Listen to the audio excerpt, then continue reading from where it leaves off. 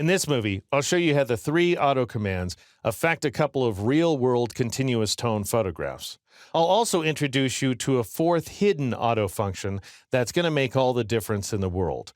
And in the end, we'll take this washed-out photograph, as well as this guy with his tragic color cast, and we'll make them look absolutely great.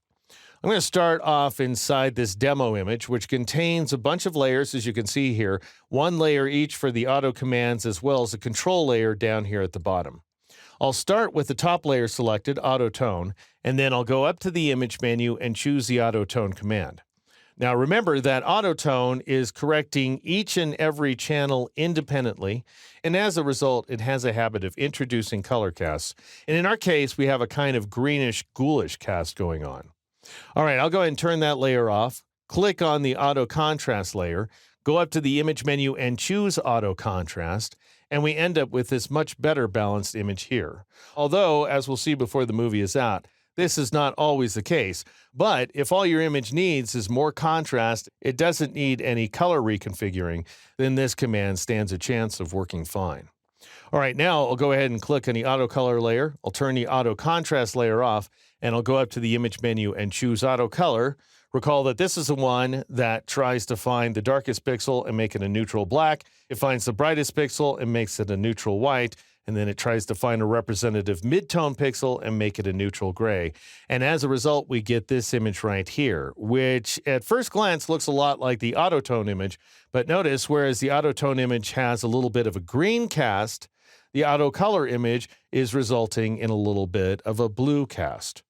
All right, now I'll turn that layer off and click on this layer called Auto BC. The BC stands for the Brightness Contrast command. To get to it, you go up to the image menu, choose Adjustments, and then choose Brightness Contrast.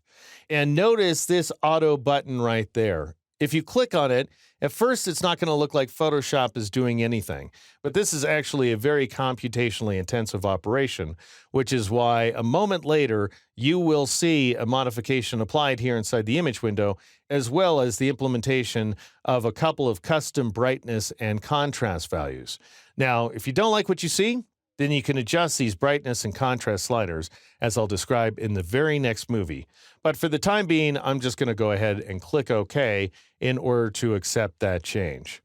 Now, what's great about the Auto Brightness Contrast function is that it often works well in tandem with the other commands. So for example, I'm going to click on this double auto layer right there, turn off Auto BC, and I'll go ahead and apply the auto command that was the most successful in the case of this image, which is Auto Contrast. And we get the effect we saw a moment ago. Now, let's say I want a little additional oomph. Then I'll go up to the image menu, choose Adjustments, and choose Brightness Contrast. And I will once again click on that Auto button. Now, you may recall last time we got a brightness value of -14 and a contrast value of 99, which is almost the maximum setting. This time we get a brightness of -10 and a contrast of 47. And to see the difference, I'll turn off the preview checkbox. This is the image as it appears after I chose the Auto Contrast command, and this is the image as it appears now, thanks to an extra application of Auto here inside the Brightness Contrast dialog box, at which point I'll go ahead and click OK to accept that change. And just so you can see how far we've come, this is the original unmodified version of the image here on the control layer, and here is our final enhancement, achieved just by choosing a command and clicking a button. All right, now I'll go ahead and switch over to the turtle. This guy has an extreme color cast, and the reason is that I free dove down to it, and the flash on my little camera wasn't powerful enough to reach the turtle. And the thing is, when you're underwater, you lose wavelengths of light. So the first thing you lose is your reds, and pretty soon you're down to just the blues and the greens.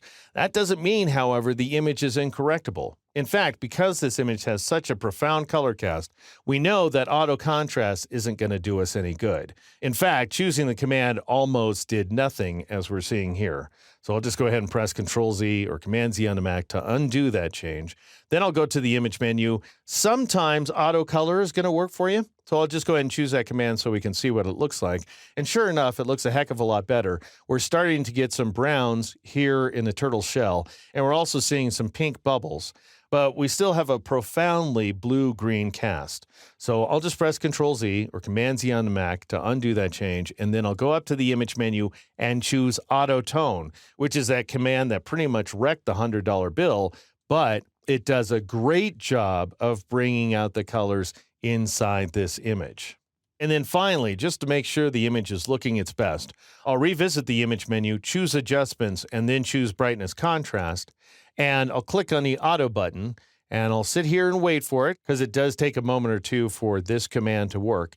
But in due time, I will see a brightness value of -4 and a contrast value of 36, and just to make sure I like what I see, I'll turn the Preview checkbox off for a moment, and then I'll turn it back on, and you can see that we are gaining just a little bit of extra contrast, at which point I'll go ahead and click OK to accept that change.